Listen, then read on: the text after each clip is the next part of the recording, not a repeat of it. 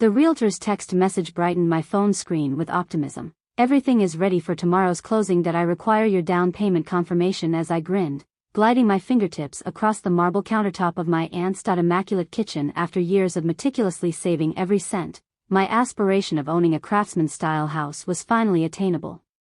My name is Malia, and I was set to discover the perilous combination of family and finances through difficult experiences. More wine, dear. Aunt Sharon's words interrupted my contemplation. She stood there in her designer outfit, a crystal decanter elegantly positioned in her hand. As matriarch since my mother's demise, she has insisted on holding this special meal tonight. No, thank you. I should maintain clarity. She raises her perfectly shaped eyebrows, ready for tomorrow's conclusion. What conclusion am I purchasing? I expressed my excitement for the craftsman house, displayed images of the residence, including a wraparound porch. She placed the decanter down with a pronounced clink. Beloved, we must discuss a matter of significance. Initially, the alteration in her tone caused my hair get tightened. Something was amiss. A family issue had arisen, prompting her to retrieve her iPad. Well-groomed fingers striking the screen indicate that your cousin George's medical expenses have entirely depleted the family's finances. We require everyone's contribution to the family fund that your mother assisted with. You definitely remember signing the paperwork last year, which established the family fund before her passing. She pushed the iPad across the table, and you consented to be a joint account holder. My hands grew numb as I gazed at the banking application. My savings account, which I had been cultivating for years, had a balance of $246. What steps did you take when my voice, a mere whisper, became essential for the family? Sharon's expression softened with practiced pity as Georgia needed urgent assistance. I end surgery. Family is paramount. Malia, your mother, would have desired this. I stood up so abruptly that my chair fell backward. Do not invoke my mother, she commanded. Justify this. Sit down. As her mask slipped, revealing her true emotions. It is theatrical to assert that you appropriated my housing down payment. I categorically deny such an accusation. You authorized the transfer upon signing the joint agreement. Which agreement are you referring to? I then recalled the stack of documents she had me sign before Christmas dinner, which she claimed were revised beneficiary documents for my mother's previous life insurance policy that you manipulated. The knowledge struck me with the force of a physical blow. Sharon's lips tightened as I defended myself. You are preventing yourself from making an impulsive decision. You are not prepared for home ownership, and the family required those funds more than you did. I required a trivial residence, so I retrieved my phone with unsteady fingers to make a call. The cops proceeded, and her smile became acutely incisive. I possess your signature on each document. A document may be legally valid, but that does not render it morally acceptable. She chuckled at this notion. Right is safeguarding this family's interests by prioritizing your mother's requests and placing family above all else. I end my youth and naivety. I leaned across the table, positioning myself directly in front of her. Mother would be appalled by your actions. The color fled from her face. I exited my residence with enthusiasm, seizing my purse and proceeding towards the door. However, do not presume this, the confrontation is concluded. Do not be naive, Malia. You cannot prevail against me. I turned around to face her. I gazed as the door banged behind me with gratifying power. In my car, I finally exhaled. Tears cascade as years of savings vanish in a second, my dream house slipping from my grasp. However, beneath the sorrow, a more resilient force was emerging: determination. My phone vibrated. The realtor needs confirmation by 9 a.m. once again. All matters will be addressed tomorrow. I responded with trembling fingertips, indicating the need to postpone due to a family emergency. I accessed my contacts and navigated to a number I had not dialed in years. Nick, my childhood best buddy who had transformed into the financial investigator, answered on the third ring. Malia. It has been an eternity, Nick. I require your assistance. I took a big breath and recalled everything. The peculiar observations we made about Aunt Sharon after our mother's passing suggest that I have only touched the surface. I am prepared to disrupt my aunt's seemingly flawless existence. That night, as I drove home, Sharon's words resonated in my mind. Family comes first. She was correct regarding one aspect. This matter pertained to family, albeit not in the manner she anticipated. Justice, truth, and ensuring she never inflicted harm on another individual in the same manner she had caused me pain. The game was underway, and I was determined to prevail. In the attic of the mother's antiquated residence reeked of dust and neglected recollections. with cardboard boxes stacked around me, each representing a possibility. A hint for deciphering Aunt Sharon's deception. I had been engaged for hours when my phone vibrated. Any progress? Nick's voice crackled through the speaker. Nothing yet, I said as I shifted. Another box released a cloud of dust into the atmosphere. But Sharon's narrative regarding Georgia's the medical costs are inconsistent. I just spoke with Georgia, and she has not undergone any surgery. However, the copy of Mom's will that Sharon presented to us after the funeral is missing. It bequeathed everything to the family trust, but I definitely recall my mother informing me that she would establish individual inheritances for the attic while the floorboard groaned behind me.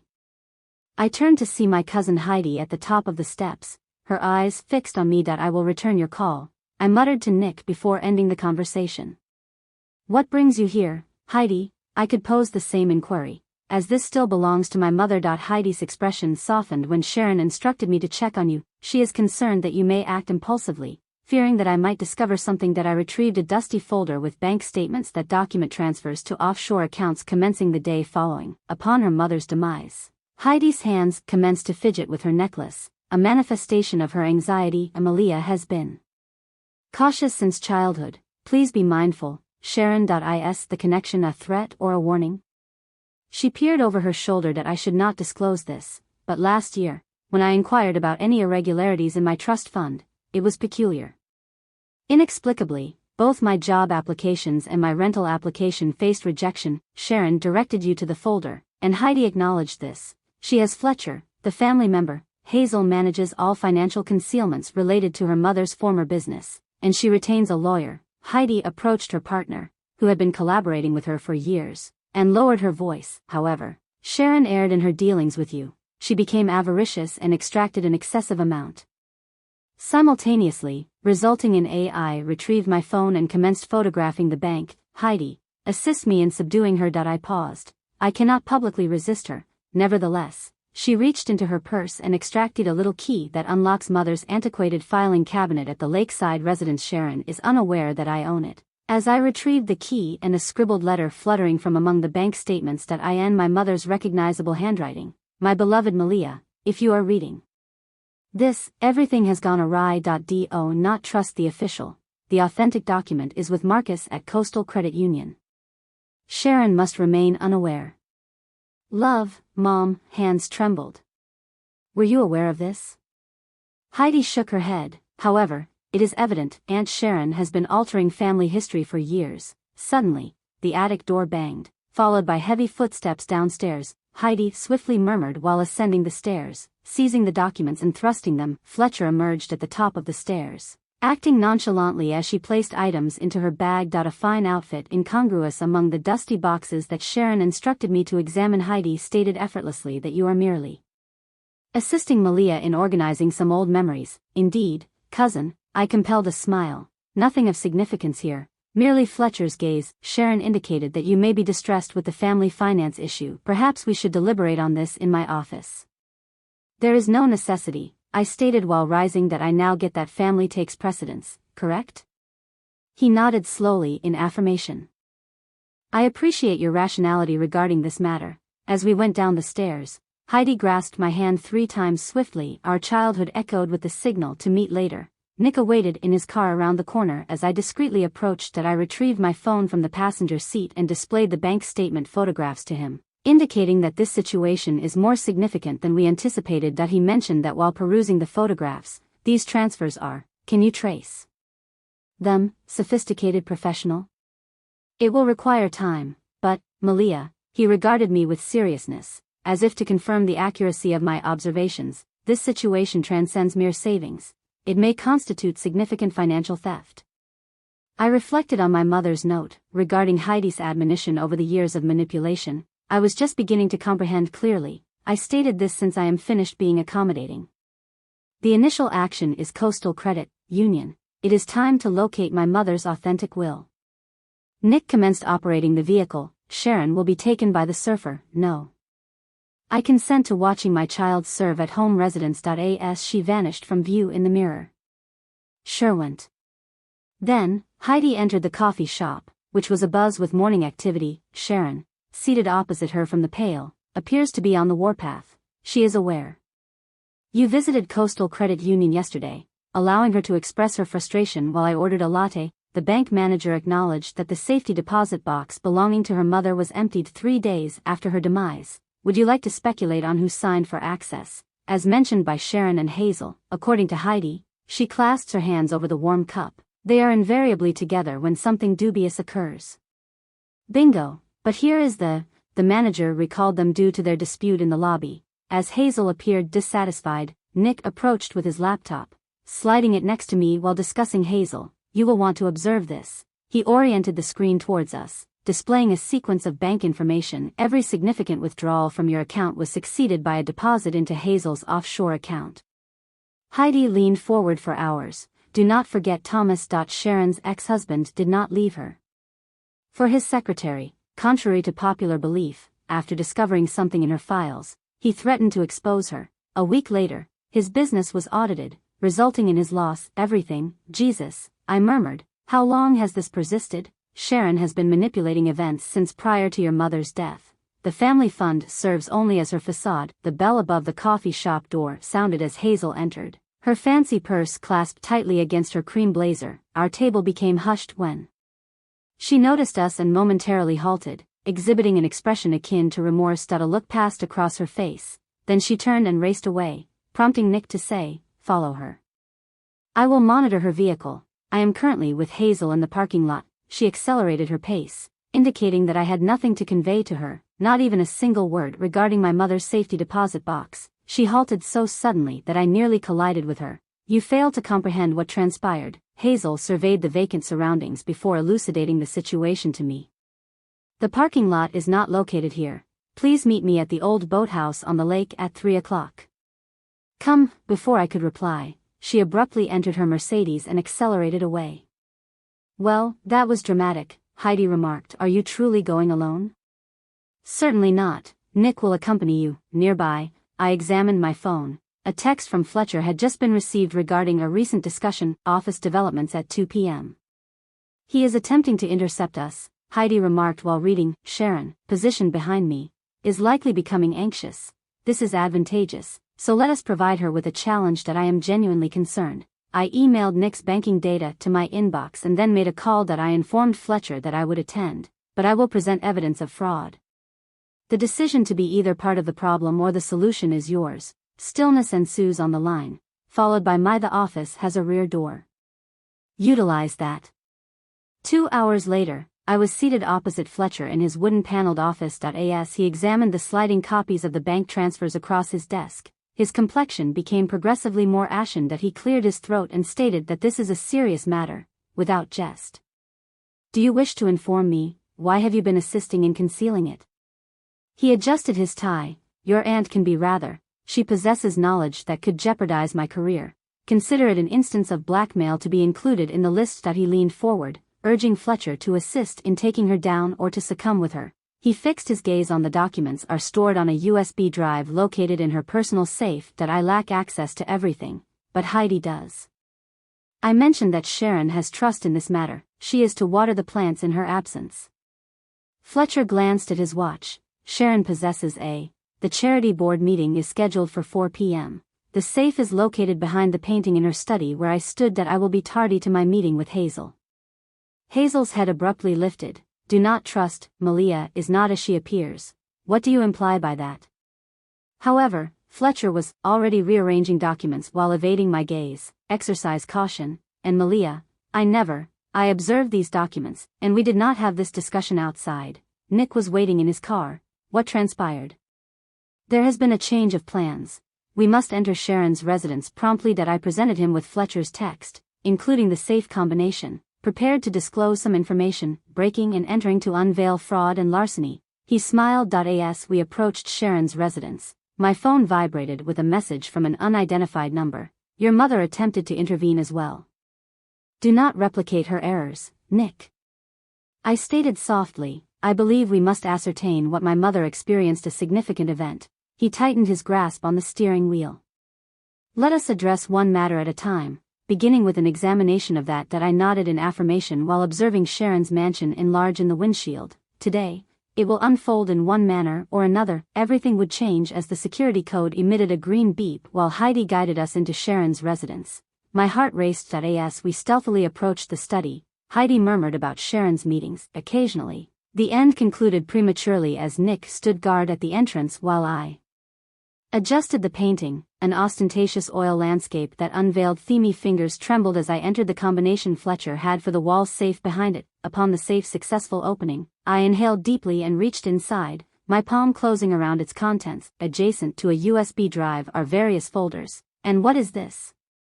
A small red journal, leather, aged and softened, bore my mother's engraved initials on the cover. Nick's anxious voice pierced the silence as a car approached the driveway. It was Hazel's Mercedes, Heidi hissed while peering through the curtains. I hastily packed everything into my suitcase. We then descended the fire escape. As the front door opened, we observed Hazel confidently enter the house while cowering behind a hedge near the metal stairs. With the phone held to her ear, she said, "Yes, Sharon, I am present." "No, the safe appears to be undisturbed." "Of course, I will verify if the USB remains intact." Her voice rose forcefully, inquiring, "What do you mean?"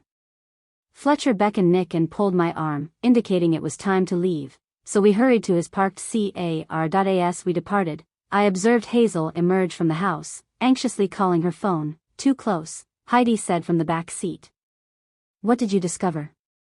I retrieved the USB drive. Nick transported us to his flat, where he could securely view the contents of the drive. I opened my mother's diary, its pages filled with her recognizable handwriting. "Holy," Nick exclaimed abruptly, gazing at his laptop screen. "These are not merely banking records, contain emails, contracts, and offshore account details indicating that Sharon has been embezzling from several sources. Family trusts have been a topic of discussion for years." I indicated this by linking to a journal entry written by my mother. She confronted Sharon with the stolen money 3 days prior to her death, intending to reveal everything at the next opportunity. Heidi's cheeks turned pale at the family meeting she was unable to attend due to following her accident. A profound quiet enveloped the room. Nick cleared his throat. "These documents indicate that Sharon and Hazel have been orchestrating a complex fraud enterprise." The family trust served as a pretext for a sudden knock at the door, startling us all. It was the cops. Nick swiftly removed the USB disk and threw it to me, instructing me to exit out the back door. Heidi and I discreetly exited just as Nick opened the front door. I observed Fletcher standing behind 2 officers through the window. We sprinted 3 blocks before pausing to recuperate. While we were breathing, my phone vibrated with a text from Nick regarding a complaint filed by Fletcher. "Stolen documents. Police departing to meet at the regular location in 1 hour. We need to discuss this matter." Hazel. Heidi stated that she is the weak link. "Did you observe her panic earlier?" I displayed my phone to her, revealing a message I had sent to Hazel regarding the USB. "All meetings will take place at the lake house or these docks in 30 minutes, and they will be open to the public." The response arrived promptly. "Do not take any action alone." The lake cottage was unoccupied upon our arrival, and Heidi positioned herself upstairs. As I waited on the deck, I had a clear view of the approach. The USB disk felt weighty in my pocket. Alongside Hazel's Mercedes, she arrived punctually, emerging slowly with her palms raised to indicate her solitude. "Where is Sharon?" I inquired. Hazel ascended the deck steps, unaware of my presence. I began to speak. She abruptly slumped into a chair, appearing older and fatigued. "Your mother was my closest confidant. When my buddy uncovered Sharon's actions, I assisted her in collecting proof. However, Sharon became aware and subsequently destroyed it. The night prior to your mother's demise, Sharon threatened my daughter's life if I did not assist in concealing the matter." "Why disclose this?" She retrieved a folded paper from her jacket. "Due to this, the final letter from my mother caused my hands to tremble as I unfurled the paper. The date indicated 1 day prior to my mother's death. Hazel, if anything occurs to me, the evidence is located in the basement of the summer cabin, concealed behind the antiquated wine rack. Ensure Malia's safety. She is the sole individual capable of handling this." I gazed at Hazel. The cabin has remained locked for years. She reached into her purse and extracted a key before I could answer. A warning yell echoed as many headlights emerged on the access road, indicating the arrival of 3 vehicles. "Quickly, Sharon." Hazel murmured that she must have followed me, and I seized her arm. "What lies within that cabin sufficient to incapacitate her?" She acknowledged everything from the original. "We shall present evidence of her crimes. Let us proceed now. As we hurry to her vehicle, the phone illuminated with a message from Nick, indicating he evaded the police. Sharon has convened an emergency family meeting for tomorrow. Expedite your plans. The game is approaching its conclusion. The cellar of the summer cabin reeked of mold, and I possessed all the components. Hazel's flashlight beam penetrated the darkness, illuminating rows of dusty wine. She indicated the third rack from the left, and my fingers followed its contours. I applied considerable force to the timber frame until I detected a small gap behind the rack. The entire piece pivoted outward like a door, unveiling a little alcove. Whispering, I reached inside a metal lockbox that had been waiting just where Hazel had concealed it years prior, and she handed me a Sharon is likely already at the lake house, she remarked as she fumbled with a small key off her key ring, her hands quivering. Upon opening the lockbox with a snap, I discovered a substantial manila envelope within. A USB disk labeled evidence, accompanied by the sound of creaking footsteps on the floor above us. Emilia froze as Nick's voice called down, "It's me and Heidi," and relief washed over her. They hastened down the stairs, with Heidi grasping her. "Sharon has been quite agitated. She has contacted every family member, claiming that you have lost your sanity and are fabricating stories. Deceptions of her impeccable timing." At which point I began extracting the contents of the envelope, as we discovered that something was amiss with the documents. Incorrect, excessively recent, overly sharp in the USB disk. Hazel's flashlight beam abruptly. "Apologies, Malia." The basement door abruptly closed above us as a key was turned. "And the lock you configured," I murmured. Heidi ascended the stairs hastily, causing a commotion. "The door handle is locked." "Sharon has my daughter, Hazel," her voice trembling. There was no alternative. Heavy footsteps traversed the floor above, and Sharon's voice resonated. "Did you genuinely believe it would be that simple, Malia? For your mother too. Evidence has been left unattended for years. Where is the substantial proof I requested?" I turned to Hazel, but she remained unresponsive. "Sharon obliterated most of it. What remains is secured in her private vault at First National, in conjunction with your mother's authentic will, was contacted by Sharon, but unfortunately, none were present.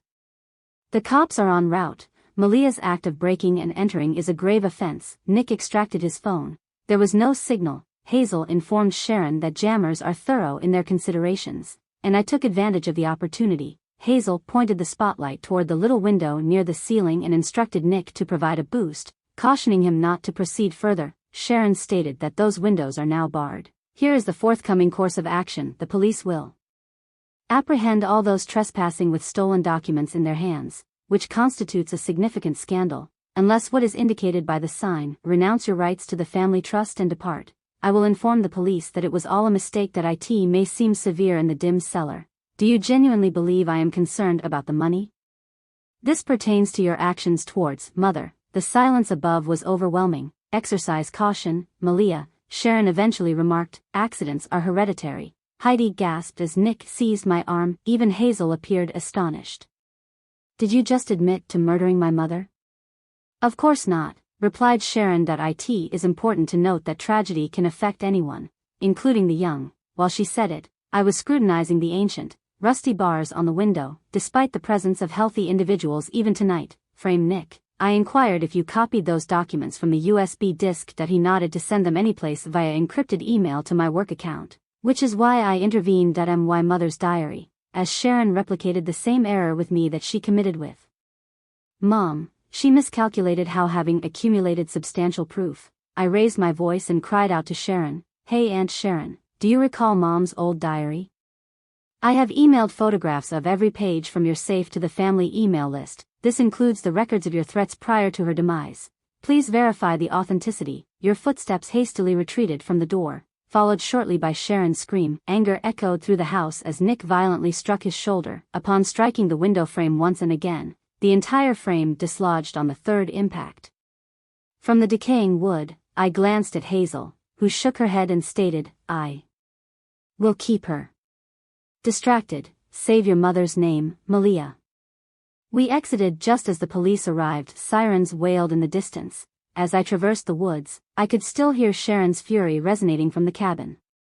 Heidi panted in the cabin as we sprinted towards First National Bank. I remarked that night, "The manager is indebted to Nick, and Sharon's private vault is unlikely to remain confidential for much longer." My phone vibrated with an influx of texts. Family members reacted to Mom's diary entries, each response increasingly startled and indignant. the meeting scheduled for tomorrow has become far more intriguing, as Nick remarked, prompting a smile from me. Sharon, with a somber demeanor, expressed her desire to discuss familial secrets. Quite well, let us address them all. Although you lack the means to open this vault, the night manager stated, peering apprehensively between Nick and myself, without proper authorization.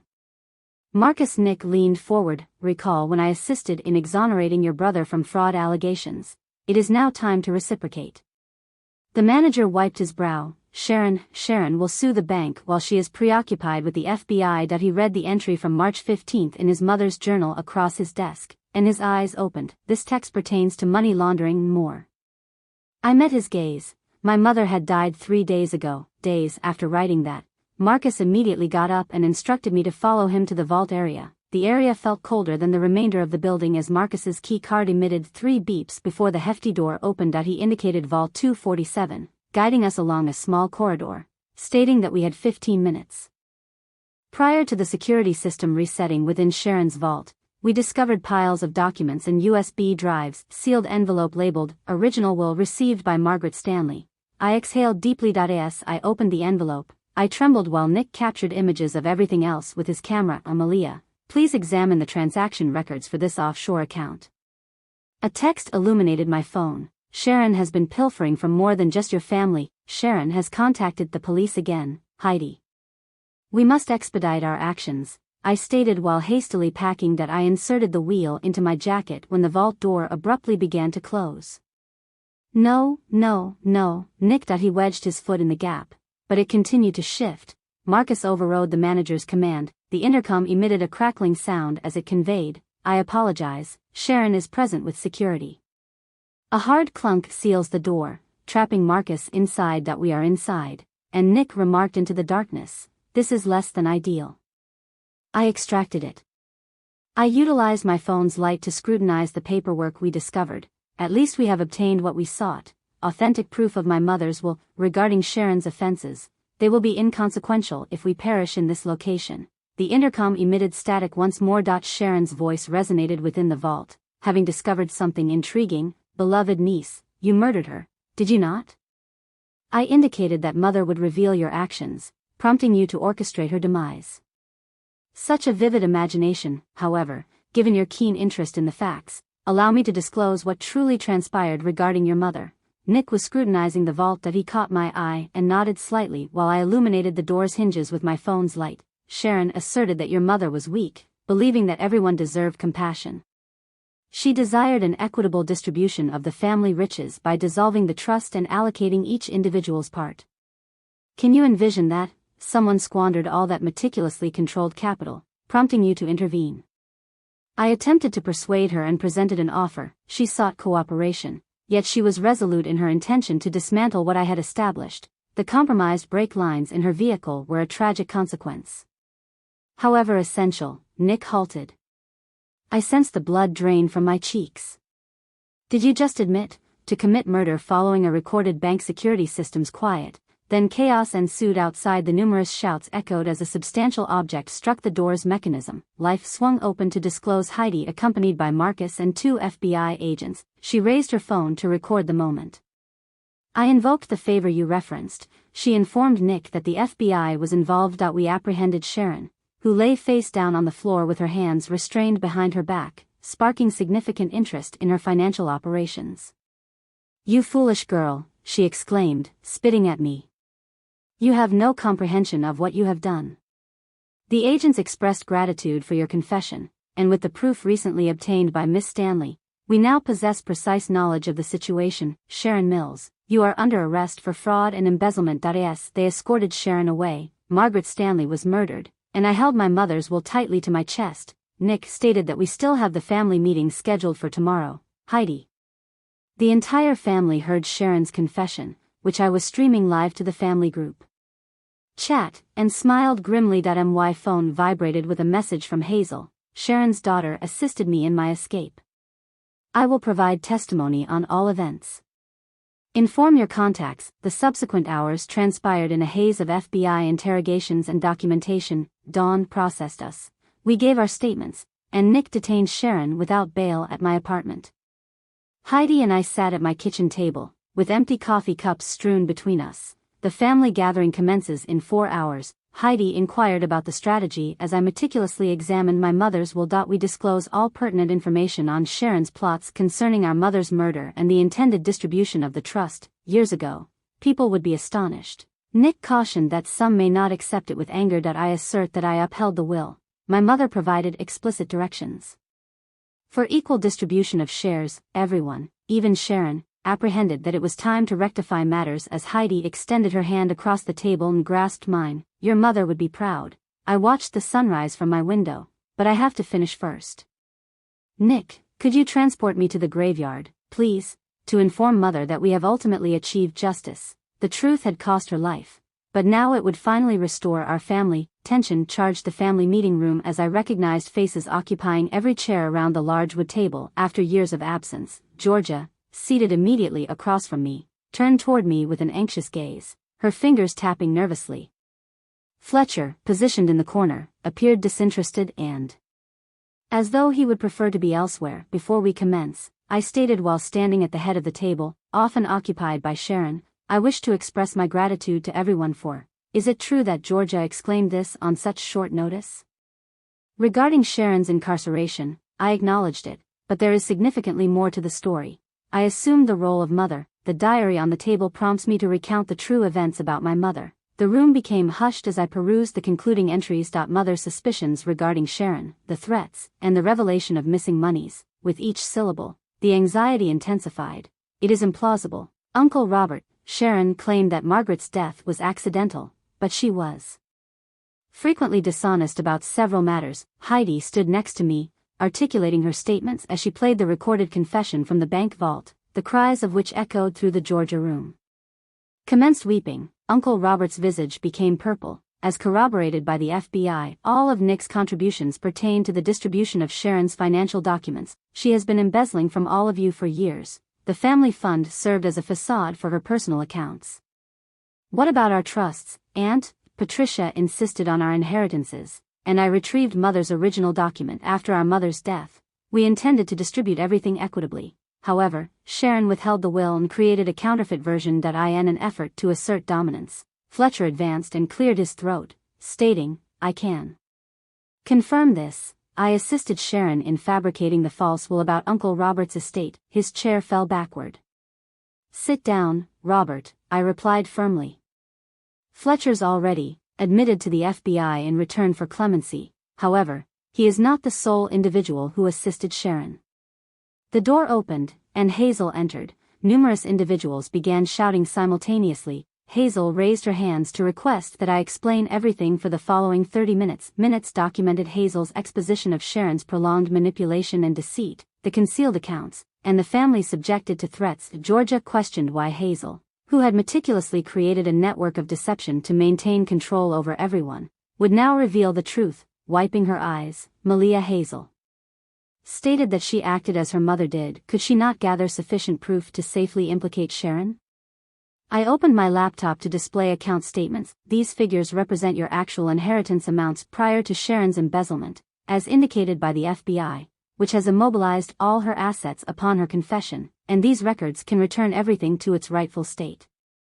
The owners caused the room to erupt in overlapping conversations and inquiries regarding amounts. Allegations of knowledge of the situation necessitated prompt action, prompting me to strike my hand on the table. My matter transcends mere financial concerns. My mother perished in her efforts to safeguard my family from Sharon's avarice. She aspired for everyone to be liberated from manipulation and intimidation. Stillness ensued once more, as I have made preparations. Documents to dissolve the family trust, as Nick indicated, will be distributed in folders. Once signed, everyone will receive them. Will Sharon receive her full inheritance as originally intended? Aunt? Patricia inquired about forfeiture, to which I responded that the FBI is confiscating her assets as proceeds of criminal activity. Despite the crime, her daughter Amy will inherit her mother's original share of the estate. Georgia, with tears in her eyes, rose up and expressed her want to speak. Malia, I was unaware that Sharon was exploiting my name to deceive you. I apologize, I previously stated, softly. She pitted us against one another. That ceases today. One by one, family members stepped forward to endorse the dissolution forms. With each signature, I sensed my mother's presence. As we presented the final document, I mentioned that there was one more issue we needed to discuss in the room. Mother signed and left notes for each of you concealed with her will, which Sharon never discovered. I handed over the sealed envelopes, watching as trembling hands opened them. Before long, the room was full. Amidst muted cries and silent tears, they perused their mother's last words. What transpires next, Heidi? Nick inquired after the meeting concluded, scheduling Sharon's preliminary hearing for next week. With the facts and admissions we possess, she will never attain freedom again. Family members commenced, filtering away, some who embrace me while others remain too stunned to articulate. Georgia, she expressed her willingness to assist with the court matter in any capacity I desired. I embraced her. Her mother would appreciate it later. As Nick drove me home, I finally sensed the burden alleviating from my shoulders. I can now purchase my house. I suddenly realized, while laughing, that this is what you have been contemplating. My mother often remarked on it. Home is the foundation for your future. I grinned as I observed the sunset illuminating the sky.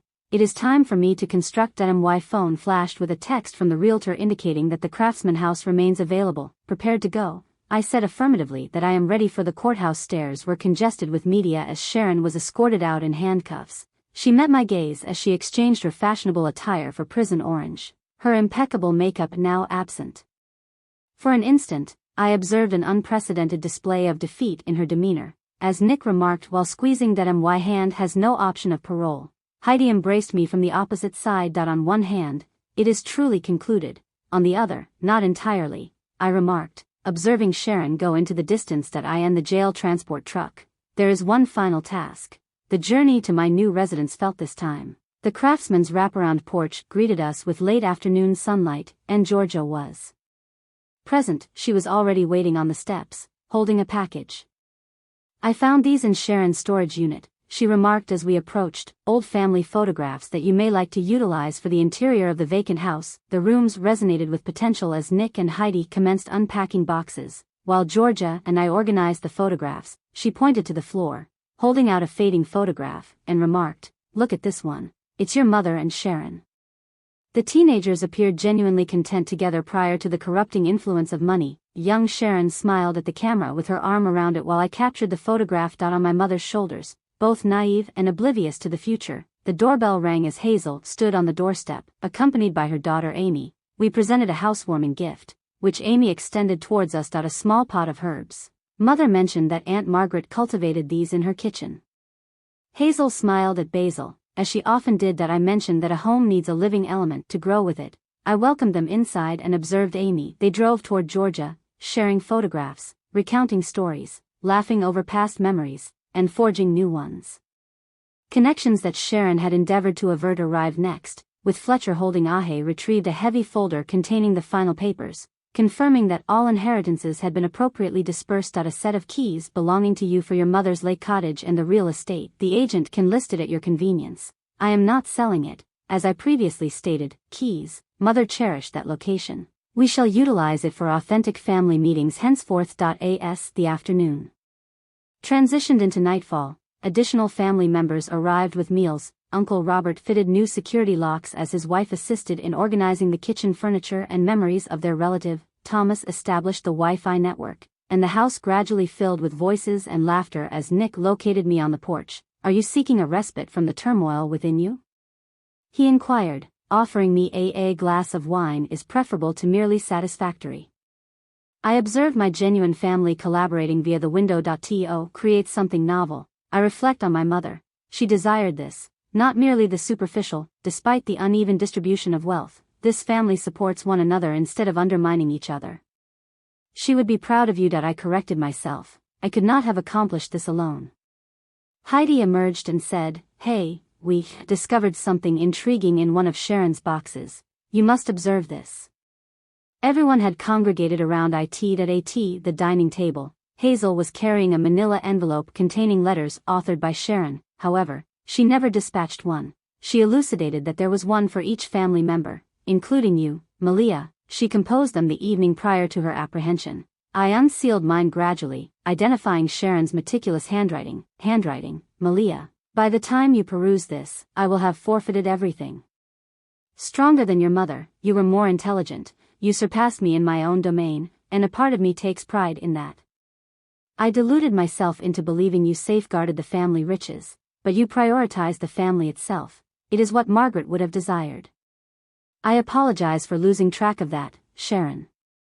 However, Georgia mentioned it to the quiet that approximates a genuine apology from her. It suffices, I remarked, as I folded the letter. We cannot alter the past, but we may construct something superior. Nick elevated his wine glass. To new beginnings, I corrected myself while seeing the looks of those around me who had transitioned from strangers to genuine supporters later that night after everyone haughty returned home and sat on my new porch swing, listening to the neighborhood transition into darkness. The house keys felt appropriate that I in my hand, as if anticipating my arrival. My phone illuminated with a message from Georgia. Thank you for reuniting for supper at my residence next week. I responded with a smile, indicating I would not miss it. Inside the basil plant on my windowsill, its leaves extended toward the moonlight. My mother was correct, a home requires an entity to develop with it, and now ultimately both the residence and our family had the capacity to expand. The porch swing creaked softly as I swung, finding tranquility in the silence that Sharon had attempted to cultivate. Construct an empire of secrets and fear. Instead, she afforded me the opportunity to establish something far more robust: truth, trust, and a genuine home for the family that Mother had always envisioned.